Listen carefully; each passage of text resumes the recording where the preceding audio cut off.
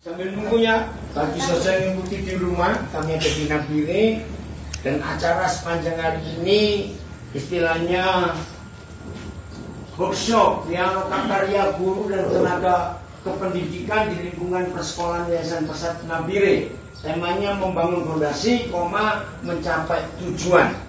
Nah ini saudara kita yang baru bergabung, dalam arti dalam jarak 1 tahun seperti Kak Martin sejak kapan? Yang paling baru tapi lama.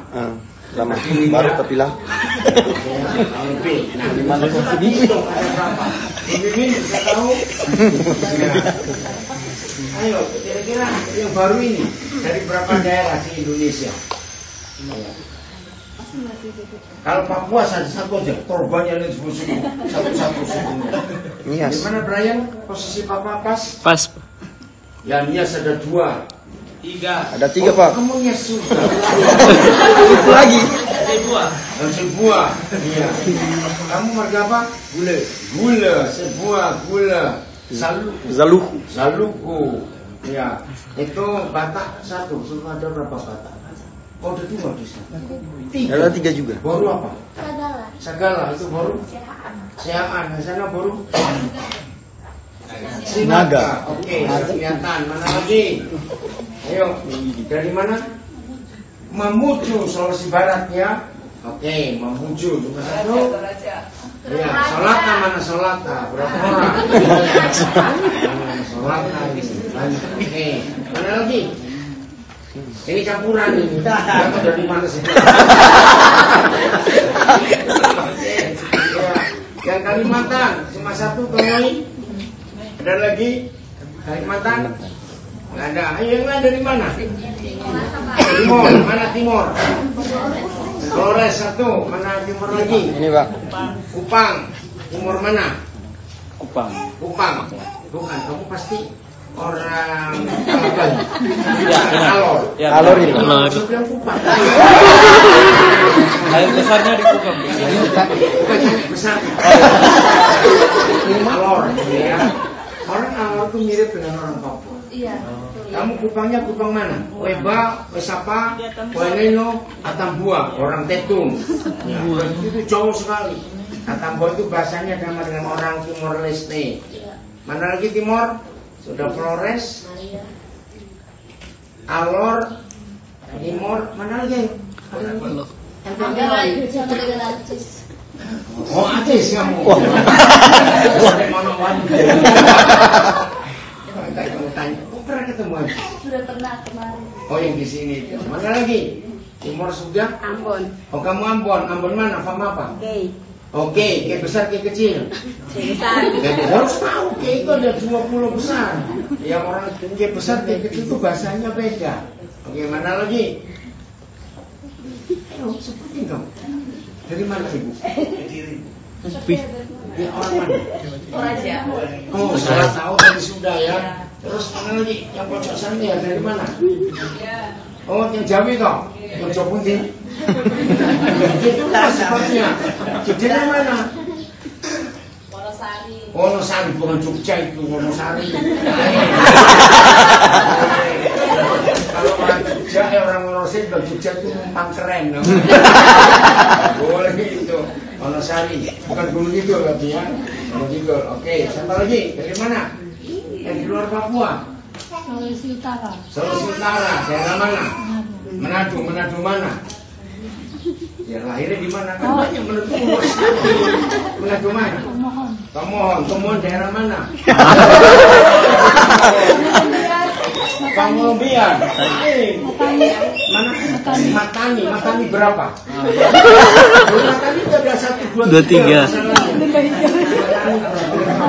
Matani 3. Nah, harus tahu itu daerah mana. Mana lagi? Kamu mana? Oh, Mamasa. Berapa jauh dengan Mamuju? Agak dekat ya. Nah, Sumatera Sulawesi Barat ada 2. Apa lagi ayo? Cepat. Kamu dari mana ini 2 nih? Oh, kamu sudah lihat nih. Toraja. Oh, Solata. Banyak juga orang Solata. Wah, kita takut dijajah orang Toraja. Mana lagi? Yang belakang dari mana? Dari Ambon. Nah, ini kenapa gak jawab?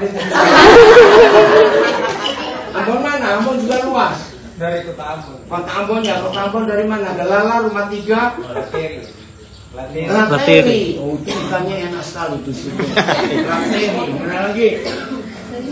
Ya, dari mana? Ternate. Sebelah mana? Pulau apa? Halmahera. Halmahera mana? Utara atau mana? Halmahera Selatan. Selatan. Jadi apa? Jelolo bukan ya? Jalur bagian ibu lagi. Oh, ibu lagi. Oh, bagian bapak. Mana lagi? Sebelum ketemu. Jadi hitung seberapa tadi ini? Jadi hitung.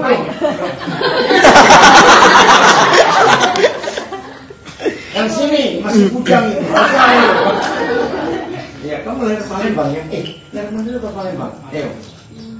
Mana dulu? Oke ya. Nanti saya akan maaf yang ikuti di rumah. Ya, masing-masing tanya sendiri dari mana.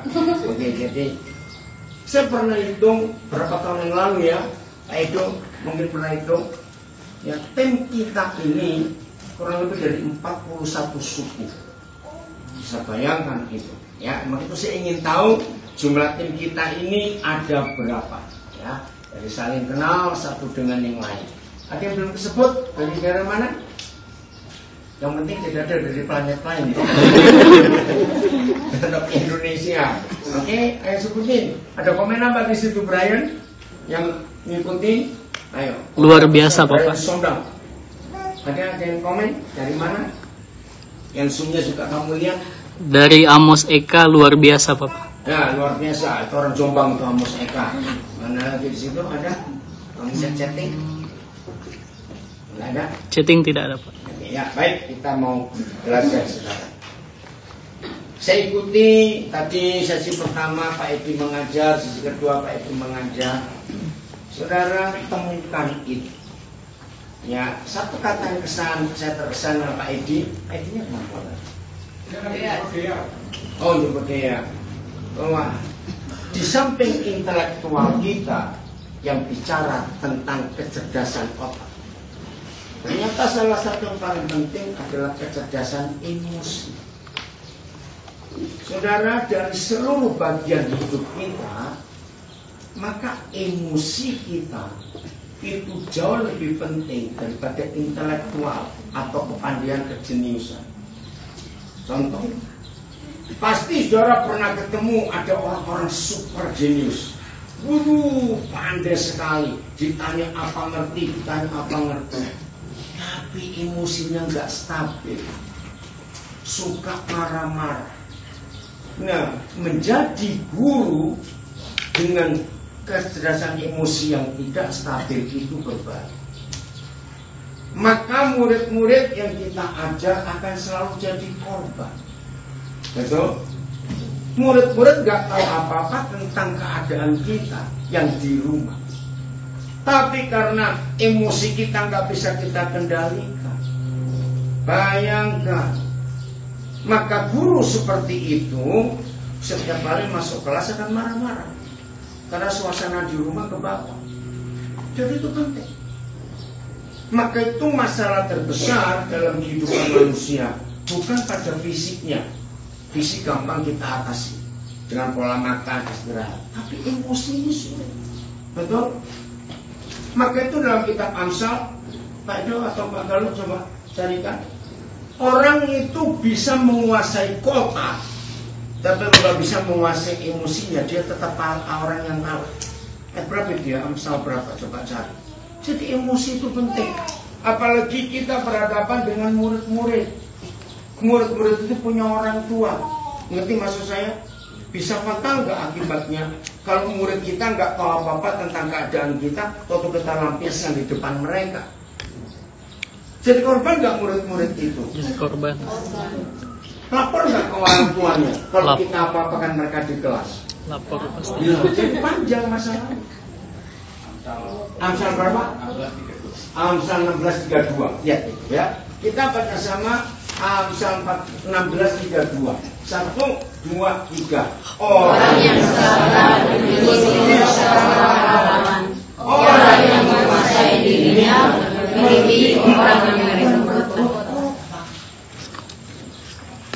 Jadi kecerdasan emosi itu penting. Dari tekanan Pak Edi tadi saya perhatikan, hidup ini perlu makan. Ternyata perlu makan enggak cuma fisik kita, mental kita perlu makan, emosi kita perlu makan, ya, roh kita perlu makan. Masih ingat apa makanan utama kita yang baik dikatakan? Firman Tuhan. Itu pertama. Isi terus dengan firman, isi terus. Itu kekuatan yang luar biasa. Maaf, saya cuma cerita supaya belum tahu jadi tahu. Nanti 26 Agustus bulan ini saya akan mensyukuri 52 tahun saya khotbah. Lama atau sebentar 52 tahun? Lama. Kamu semua masih di pohon, Pak. Belum landing ke bumi. Nah, bayangkan sejak 52 tahun yang lalu, 26 Agustus 72, saya itu hari pertama saya itu khotbah sampai hari ini. Kalau Tuhan tidak tolong, saya nggak akan sanggup. Pasti sudah bubar panggilan ini. Nah, emosi. Jadi ayat ini luar biasa. Ada terjemahan lain? Ada loh? Mana? Terjemahan lain apa? Ya. Tidak cepat marah. Baca sama-sama. 1, 2, 3. Tidak cepat marah lebih baik daripada mempunyai kuasa. Menguasai diri lebih baik daripada menaklukkan kota. Kecerdasan emosi itu mutlak harus kita miliki. Coba bayangkan, saudara guru-guru hebat, secara ilmu pengetahuan, secara kedudukan, ya secara gelar, hebat. Tapi tiap kali ngajar, wajahmu itu menakutkan. Berguna nggak intelektual hebat itu? Tidak. Enggak. Murid lihat aja, aduh ini orang masuk lagi ke kelas ini. Oh, enggak enak. Kalau murid kita punya kesan wajah ini, maaf loh, secantiknya seorang guru wanita, secakapnya seorang guru pria, tapi kalau emosinya nggak terkendalikan, wajahnya mahal senyum, tetap jelek. Betul, walaupun dia cakep ataupun cantik. Lumayan yang wajah jelek tapi murah senyum. Amin. Ya, masih enak dilihat. Betul tidak? Betul. Tapi itu sikap hati ini menentukan emosi kita. Berubah ya. Lalu Pak Edo tadi menekankan bagus. Nggak usah cari pekerjaan. Sebab Pekerjaan sudah ada. Sudah ada pekerjaan yang Tuhan mulai. Itu saja. Tadi sambil nunggu ada seorang yang biasanya dengan Bapak itu pun nangis-nangis. Kenapa kamu nangis? Ternyata 2 kali dia mengajukan visa kerja ke Jerman ditolak. Saya bilang, seolah-olah di dunia cuma ada Jerman saja. Kamu gak mikir apa kamu nangis? Serahkan dirimu, tanya yang punya hidupmu. Tuhan mau apa dengan saya? Saya bilang begitu, terus saya ngeledeknya dalam hati.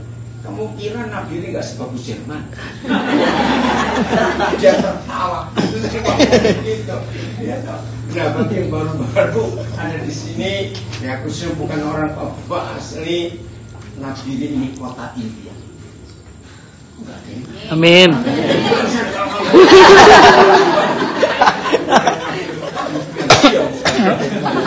Berarti kamu terpaksa ada di sini. Lagi, percaya Nabi ini kota India? Amin. Secara fakta dari 38 provinsi, Indonesia itu punya 38. Awas guru-guru nggak bisa sebut. Ternyata provinsi Papua Tengah secara fakta, provinsi Papua Tengah ini provinsi terkaya di antara 37 provinsi yang lain. Amin. Karena emasnya macam-macamnya dari sini, hebat sekali juga. Hanya orang bertanya kepada saya, sesuai malang-malang buana kemana-kemana, sudah di Wamena, sudah Jayapura semuanya. Tiba-tiba harus ada di Nabire. Dulu nggak tahu kenapa. Kita nanti itu ayo kita sadar. Jadi Nabire ini kota impian. Amin. Jangan terpaksa. Terpaksa jawab. 10 tahun pertama saya di Papua, hampir nggak pernah keluar Indonesia. Karena apa? Mulai memasang fondasi di sini. Lalu terakhir semua sudah mulai keliling lagi. 10 tahun pertama saya lebih banyak di Papua. Waktu itu Papua baru 9 kabupaten, ya, pecah tahun 2002. Waktu Megawati jadi presiden, maka terpecah dari Papua Barat dan Papua Timur. Itu awalnya. Nah, kabupaten jadi banyak. 9 kabupaten saya sudah kelilingi. Berarti dengan kata lain saya sudah mengelilingi semua daerah di Papua ini. Dari ujung timur Merauke sampai ke Raja Ampat di ujung kepala burung ini. Nah, ini supaya penyebutannya gampang. Kalau saudara ditanya orang, Nabire sebelah mana? Awas kamu bilang jawab Nabire itu pinggirnya Amerika.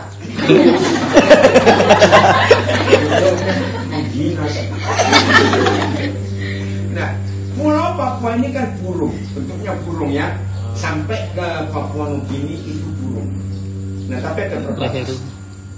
Sorong itu di ujung dahi, ya, itu Sorong. Dan Kepulauan Raja Ampat. Jadi kalau menjelaskan orang, ya. Lalu Manokwari itu di belakang kepala sih. Itu Manokwari. Nah, tengkuk belakang itu Nabire. Bisa bayangkan ya, itu kalau menjelaskan kepada orang. Nah, Timika itu perut bawah. Wamena itu di punggung tengah. Itu cara menjelaskannya. Suruh bayangkan ini kepala burung supaya tahu orang menjelaskan. Apalagi baru-barunya Chandra, kamu dari Kalimantan Timur, belum tahu daerah sini supaya gampang menjelaskan. Nah, Pulau Papua ini sampai hari ini sudah berapa ratus tahun itu diakui sebagai pulau yang paling kaya.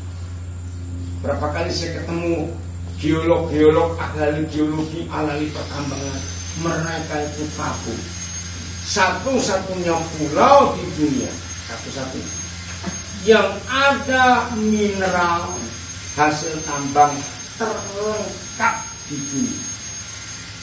Saudara menyebut logam apa, hasil tambang apa,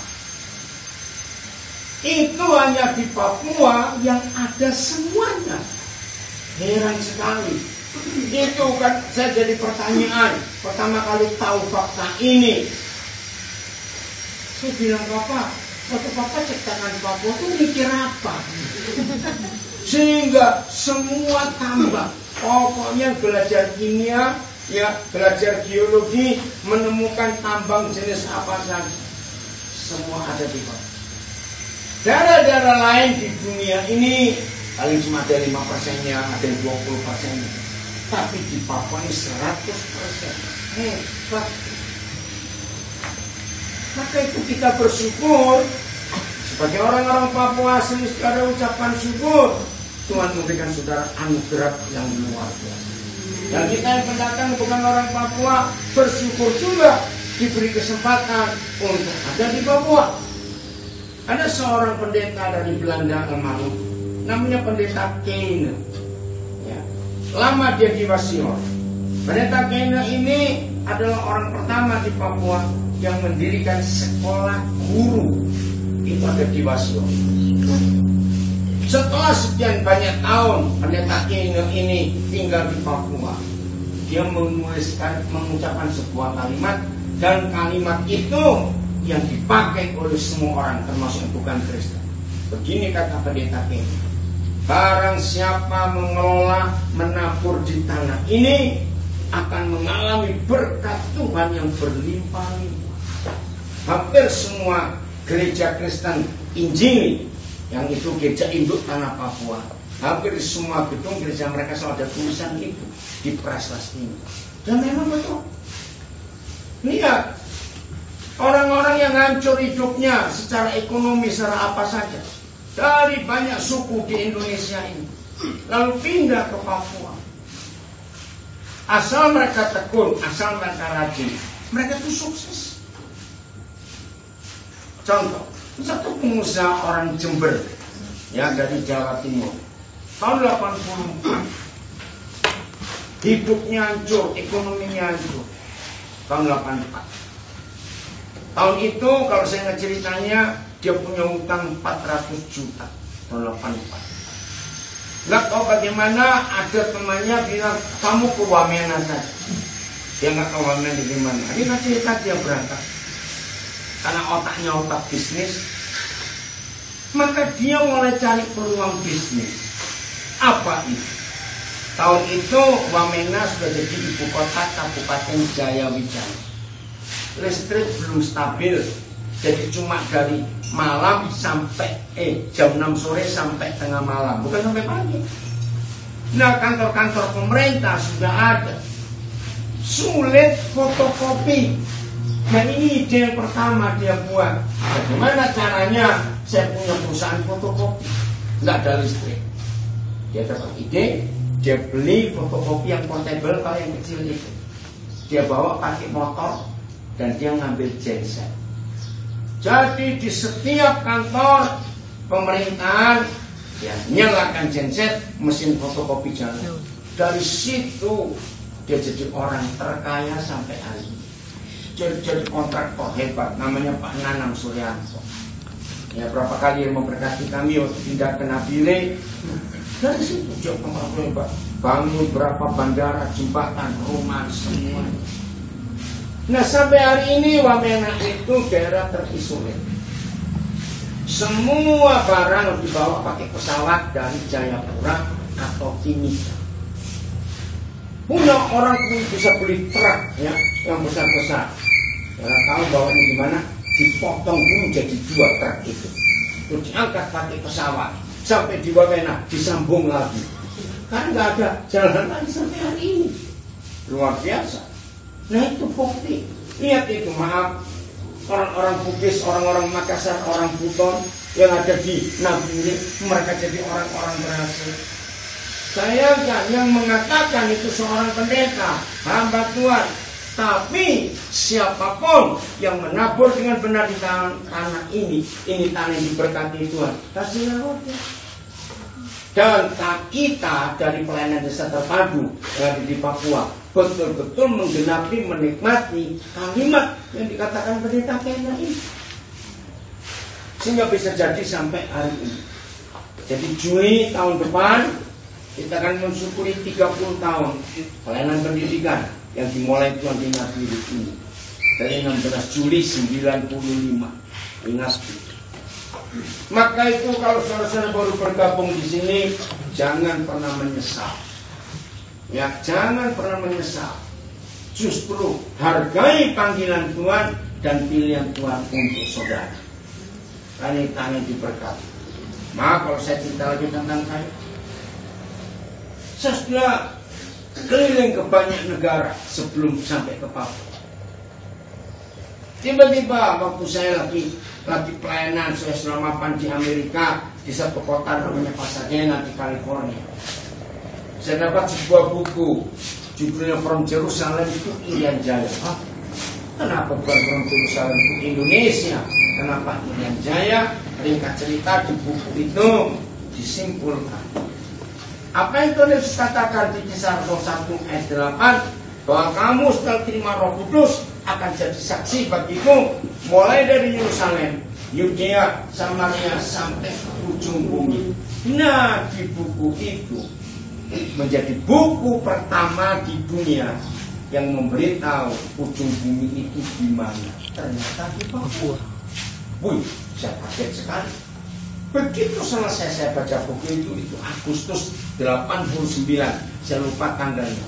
Kenapa, Bren? Tidak. Kenapa? Langsung Roh Kudus berkata, dan kamu berangkat. Saya nggak pakai doa lagi, karena Tuhan nggak pernah salah memimpin. Pertanyaan saya, kapan saya harus berangkat? Itu Agustus 89. Akhirnya dengan hiasan pesawat April 90, saya pertama kali tiba di Jayapura. Kalau ke Papua pertama kali, saya tahun 86 bulan Oktober itu cuma sampai Sorong. Ya, belum ke lain tempat. Dari 86 saya ke Sorong, maka April 90 sampai Jayapura. Dan sejak hari itu sampai hari ini, betul-betul Papua ini luar biasa. Karena berapa teman-teman saya yang batuan yang di Australia, yang di Eropa, yang di Amerika bilang, ngapain kamu sudah enak-enak di luar negeri, lalu ke Papua, tempat yang masih cukup primitif dan semuanya tahun 90. Tapi saya tahu Tuhan yang mau. Dan betul, sampai hari ini, ke 34 tahun saya di Papua, dan betul-betul menikmati yang luar biasa. Maka itu saya katakan, seandainya ada di antara saudara baru bergabung, lalu sempat merasa melihat fakta, ya, dari tadi Pak Edi sudah berkata bukan cuma untuk uang, jangan. Dan ada beberapa di antara saudara baru gabung ini merasa, aduh, jangan-jangan salah tempat. Jangan marah saya. Tolak suara itu. Justru ini tempat yang tepat untuk suara itu. Amin. Untuk jadi berkat buat banyak orang. Tuhan itu luar biasa. Oh, ada banyak hal yang kita bisa temukan dalam hidup ini. Betapa hebatnya Tuhan memilih Papua ini. Jadi tidak salah saudara. Coba ngomong ke sebelah, tidak salah kamu.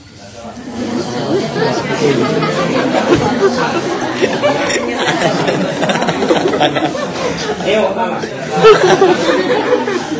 lalu kalau ada orang-orang Papua asli dan aku salah di sini.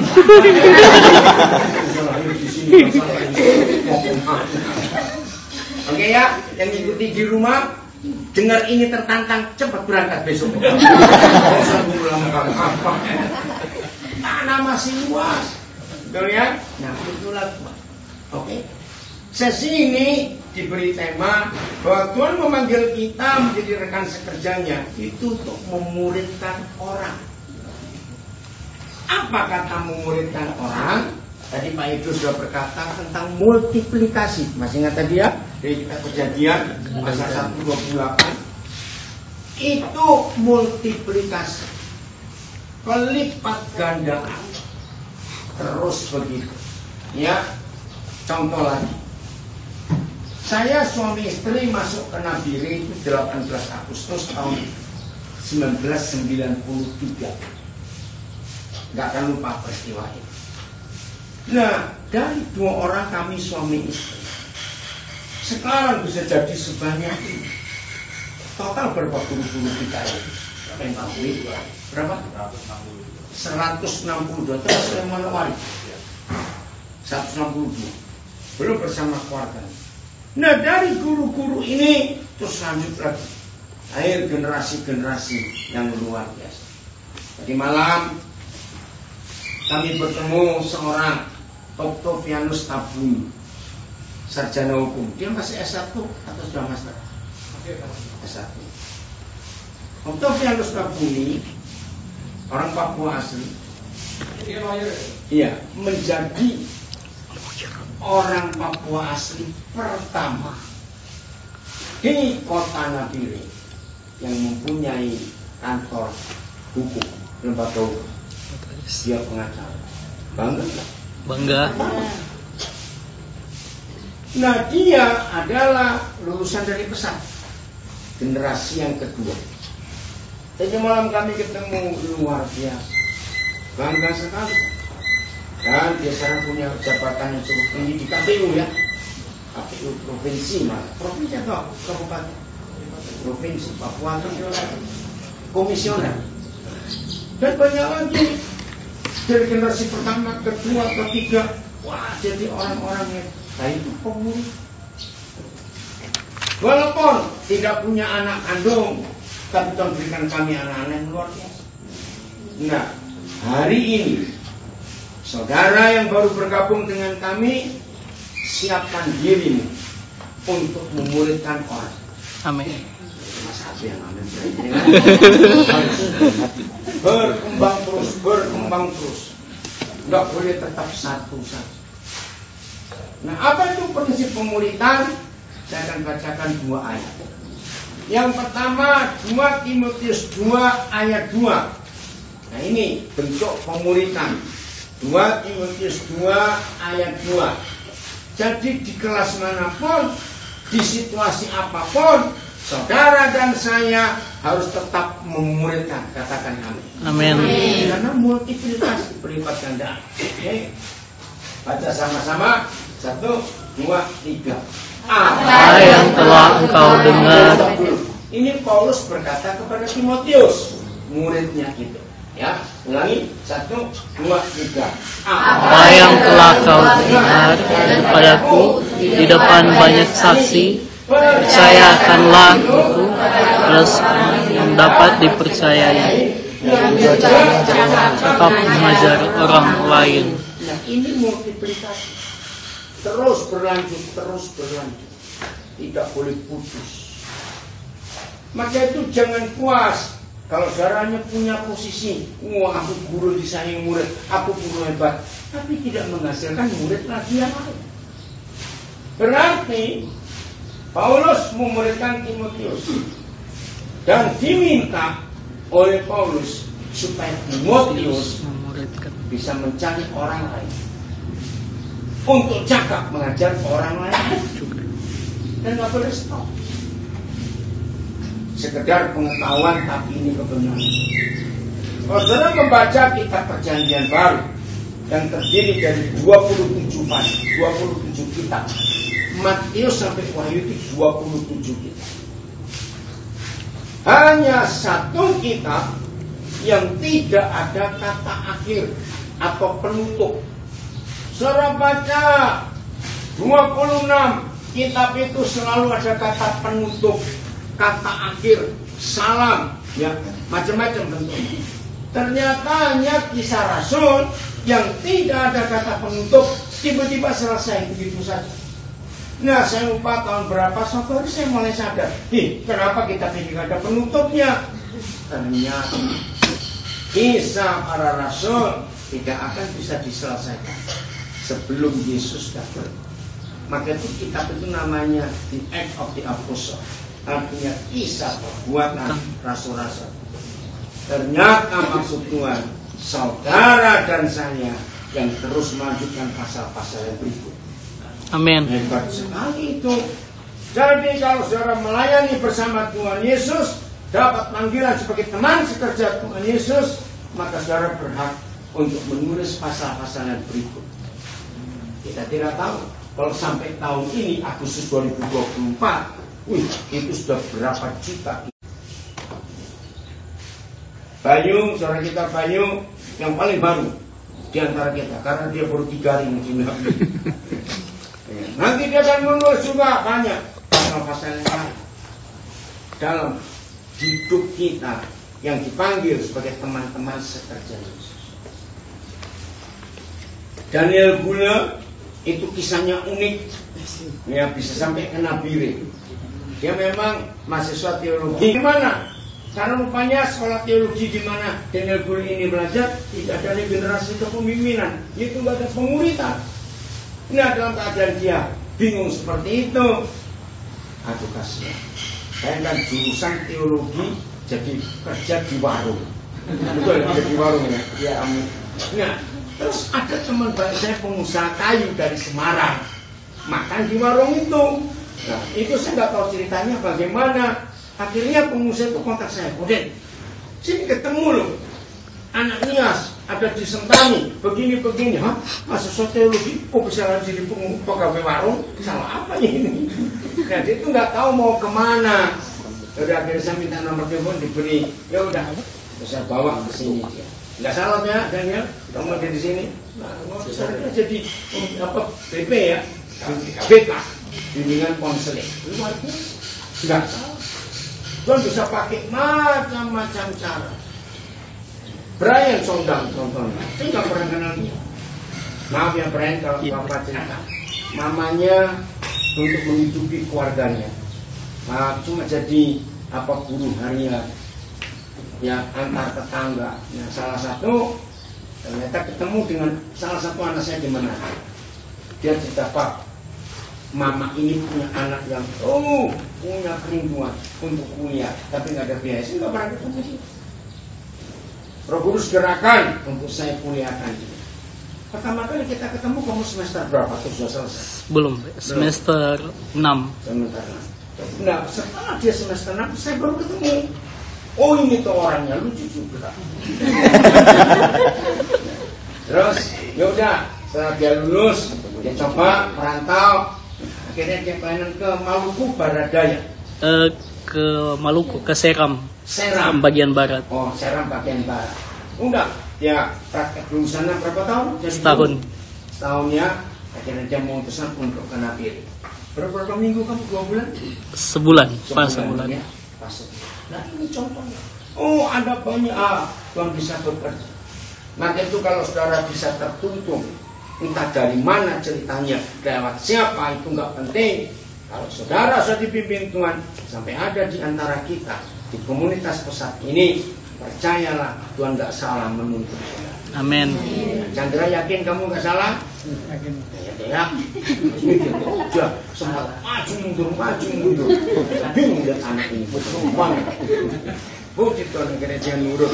Kamu berapa minggu? 3 minggu ya. 3 minggu juga ya, gereja. Nah, apa? Jangan kerasa ya. Oke, udah. Terus, saudara ini cerita ya. Di antara semua kita hanya saya itu nggak salah cuma 5 orang yang ketemu jodoh, yang jodohnya itu sudah ditemukan sebelum kesini. Pak Igo contohnya sudah cerita toh, Mama ini kerja di BCA, ya. Siapa lagi ya? Pak Galo dari sana, Pak Melki belum di sini. Siapa orang ya yang sudah ketemu jodohnya sebelum kesini? Jasmari, ya, sedikit. Nah, jadi 90% itu ketemu jodoh di sini. Oh, siap-siap saja. Nggak usah lihat jauh-jauh. Dengannya di sini saja.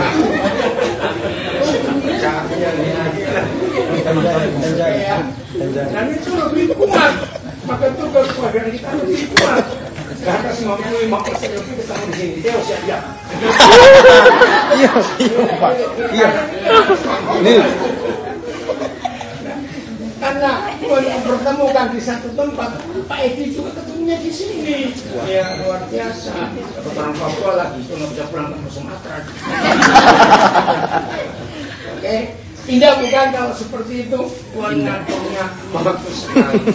Nah, nanti bulan Oktober atau September belum masih dihitung, maka kita pesat akan menikahkan cucu yang pertama. Itu Mira, anaknya Pak Puji. Ya, jadi dari tim dulu menikah pertama itu Pak Puji, lalu sekarang Mira semua menikah itu juga ini. Ya 34 tahun pesat ternyata cucu pertama akan menikah. Keren bukan? Keren. Dari kalian. Oke, nah jadi ini sebagai data. Pola pemuritan adalah perintah mutlak. Masih ingat Yesus berkata di Matius 28 sebelum naik ke surga, pergilah kamu jadikan dunia, beritakan Injil itu dan muridkanlah semua bangsa. Tidak ada kata buka gereja, tidak. Muridkan itu perintah. Nah inilah ayat. Oh, terima kasih Pak Galuh. Kita baca sama-sama ya. Matius 28 ayat 19. 1, 2, 3. Karena itu pergilah, jadikanlah semua bangsa muridku, dan baptislah mereka dalam nama Bapa, Anak dan Roh Kudus. Tapi setan gak suka kita memuridkan orang. Kenapa? Karena dengan memuridkan orang itu Injil akan sampai kemana-mana. Dan setan merusak perintah ini dengan jadikan semua orang itu anggota gereja A, B, C, maka kacau sampai hari ini. Panggilannya pemuritan. Ayat kedua tentang pemuritan ada di Galatia 4 ayat 19. Ayo kita lihat. Jadi lakukan ini, ya, pemuritan. Galatia 4:19. Diharapkan begini. Jam-jam istirahat sebaik yang di sekolah maupun sudah pulang, ya. Tadi Pak Edi menyampaikan itu, bahwa kita itu mengajar gak cuma waktu jam sekolah, betul? Di rumah saja anak-anak kandung kita, anak-anak yang lain.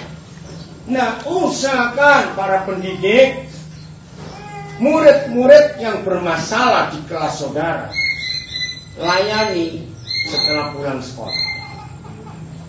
Main ke rumah murid ini, temui orang tuanya. Kenapa Bapak Ibu, anak Bapak ini kok susah belajar, susah konsentrasi, suka ganggu temannya? Itu nggak cukup hanya didoakan, setuju? Setuju. Mereka itu perlu dimuridkan. Ini tugas kita. Ya, maka itu saya nggak cuma khotbah, walaupun saya bantuan, tapi saya mau murid. Ya, ini ayat. Baca sama-sama. 1, 2, 3. Hai anak-anakku, karena kamu aku menderita sakit bersalin lagi, sampai rupa Kristus menjadi nyata di dalam kamu. Wah, ini salah satu ayat memuridkan yang dahsyat sekali gampang.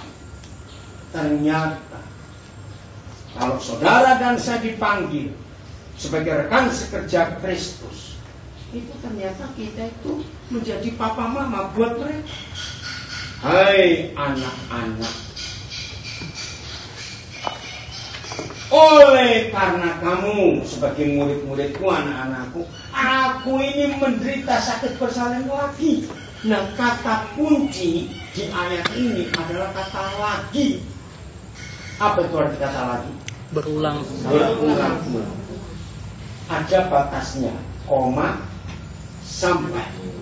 Nah, kata sampai ini yang menentukan kapan saudara dan saya berhenti memuridkan seseorang. Sampai kapan batasnya? Rupa Kristus menjadi nyata di dalam kamu. Di dalam murid kita itu. Jangan memuridkan untuk jadi sama seperti kita. Tidak, harus jadi sama seperti Yesus. Wah, ini luar biasa. Cepat-cepat. Satu orang kita muridkan. Ternyata saudara dan saya sedang mengandung seperti seorang mama mengandung bayi. 9 bulan 10 hari itu hitungan normal, ya, bisa 2 tahun, bisa lebih, tergantung. 9 bulan 10 hari itu kita didik, kita kasih, kita marahi, kita nasihati, kita sayangi terus sampai tiba waktunya sakit bersalin, persis seperti seorang ibu yang melahirkan. Tidak ada ibu melahirkan itu gampang, ingat itu ya, semuanya mengalami kesulitan. Maka itu sampai hari ini coba renungkan. Kalau kita dengar saudara kita, teman kita, sahabat kita, tetangga kita itu melahirkan, pasti ada 2 pertanyaan umum. Pertama apa? Laki atau perempuan? Betul? Yang kedua, mirip siapa? Betul enggak? Belum wajar dong. Bawa buat enggak dia? Betul? Nah, mirip siapa ini yang menentukan. Wah, luar biasa. Begitu kita susah payah 9 bulan 10 hari itu, marah dia, nasihatin dia, terus begitu. Lahir. Sebagai pemurid kita lihat, aduh, belum mirip Yesus, masukkan ke kandungan. Itu kata lagi sih. Kita didik lagi 9 bulan 10 hari, nasihati semuanya. Tiba waktunya bersalin, menderita. Aduh, belum mirip juga, masukkan lagi. Hebat. Telat. Saya cerita. Saya mendapat rahasia ini bukan karena baca buku ini, buku itu tidak. Justru dalam banyak kali saya berbagi tentang pemuridan, orang-orang kagum. Ternyata ini rahasia yang luar biasa. Kalau saya tidak mengalami berkali-kali menderita sakit bersalin hanya untuk 1 orang saja, saya nggak akan ngerti rahasia firman. Yang tadi malam nggak ikut ibadah berapa orang? Angkat tangan. Semalam kenapa nggak ikut? Berapa orang nggak ikut? 4. Masih ingat Ancis tadi malam? Ampun, itu kampung. Tadi dia bilang, Pak, sampai Manokwari. Dan nanti saya bilang, awas kumat lagi kamu. Nah, Ancis ini aku seberapa kali. betul-betul saya dipersulit dengan satu anak ini.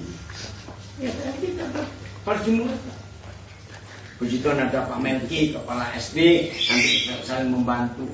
Ya, ingat kesaksian ketika ini yang terakhir saya bilang untuk nolong Ancis. Saya perlu bantuan. Nah, saya ingat Mas Seger dan Mbak Ana. Puji Tuhan, cuma dalam waktu berapa hari, Ancis ini dididik, digembleng. Hebat sekali dia berubah. Hebat ya? Nah, memuridkan itu. Tidak ada memuridkan itu gampang. Memuridkan itu penuh pengorbanan. Katakan Amin. Maka itu satu saja syarat murid Yesus gagal menjadi pemurid, cuma satu saja. Kalau dia egois dan pelit, nggak bisa jadi pemurid. Apa yang buat gagal nggak bisa jadi pemurid? Pelit. Egois dan pelit. Ya, karena pengorbanan waktu, pengorbanan macam-macam dalam hidup ini. Tapi terpujilah Tuhan, karena saudara dan saya berhasil membuat orang-orang yang rusak itu serupa Kristus. Amin. Jadi saudara nggak cuma bagi ilmu, tapi bagi kehidupan. Tambahnya 1 Tesalonika 2 ayat 8. Sampai jam berapa ini? Enggak yang selesai. Sudah. Berapa menit tadi? 10 menit ya. Ayo kita buka 1 Tesalonika 2 ayat 8. Ini pemurid. Demikianlah kami dalam kasih sayang yang besar akan kamu. Saudara-saudara, baik mengikuti di rumah, menjadi pemurid, harus punya kasih sayang yang Besar. Saya menemukan ayat ini dalam praktek sehari-hari. Ya puji Tuhan, Pak Edu sudah lulus. Kalau Pak Edu siapa saja begini, menjadi pemurid kita harus berani buka. Satu, buka mata kita untuk melihat orang-orang yang hidupnya hancur berkorban.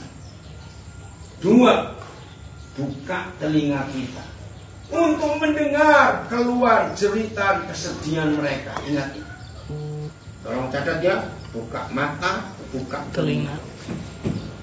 Yang ketiga, buka hati untuk menerima mereka.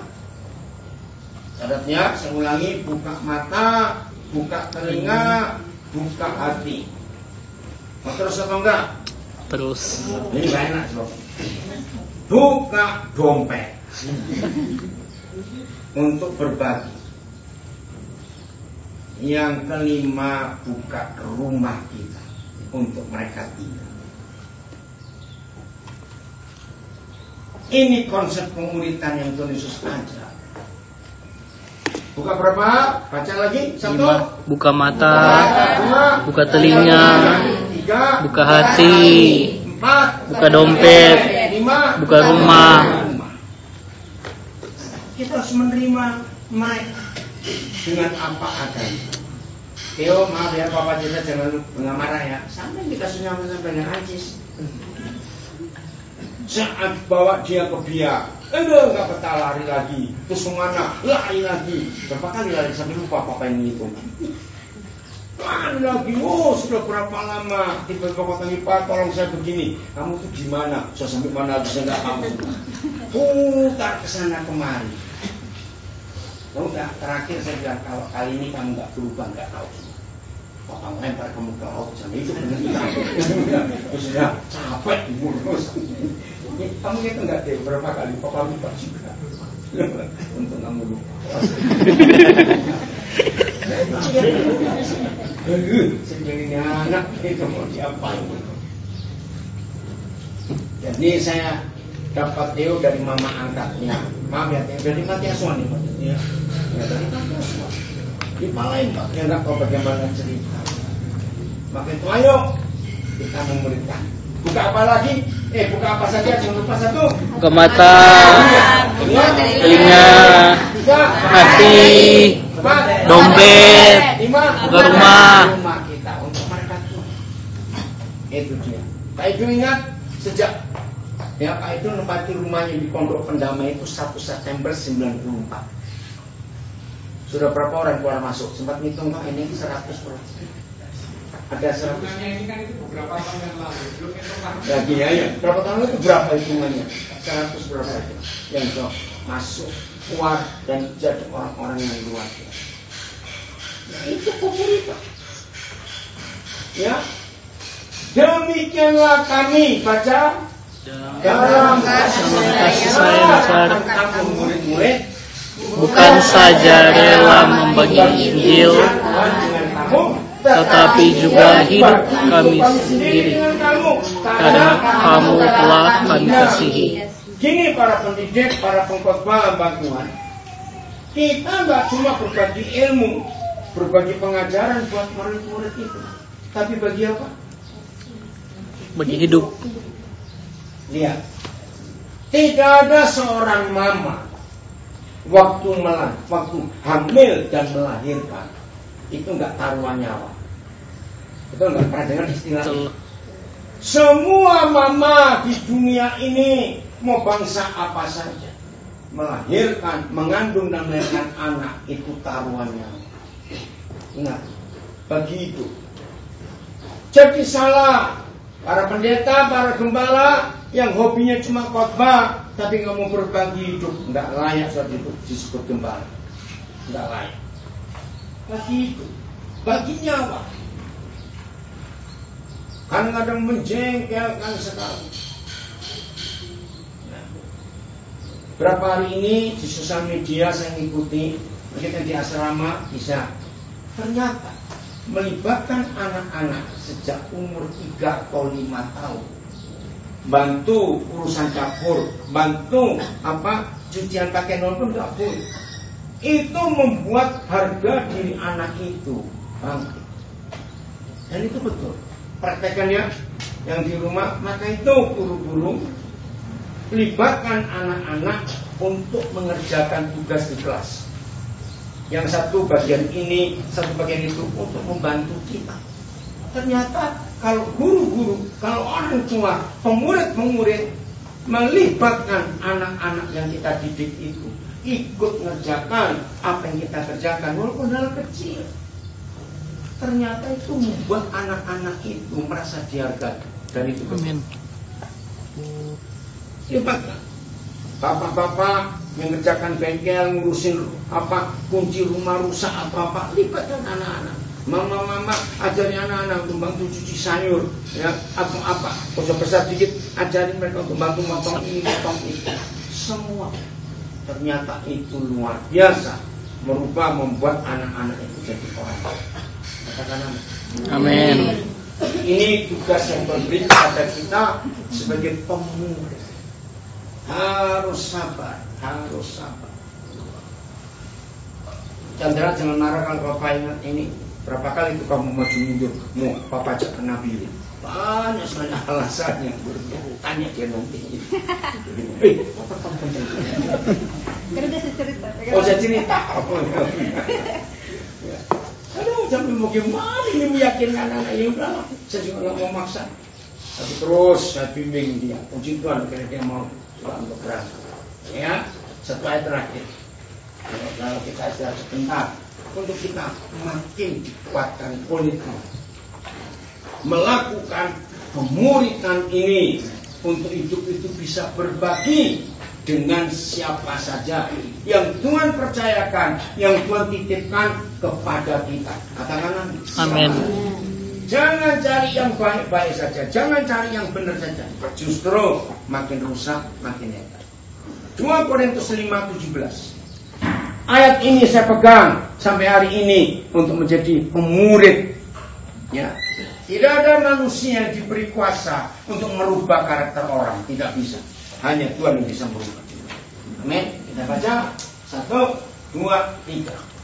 Jadi siapa yang ada di dalam Kristus, ia adalah ciptaan baru, yang lama sudah berlalu, sesungguhnya yang baru sudah datang.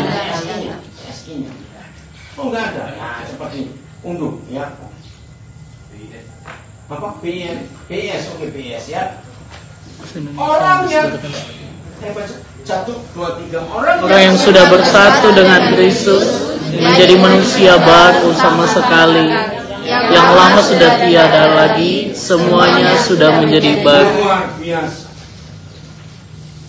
Bukan di dalam kita sombong, harus di dalam Kristus.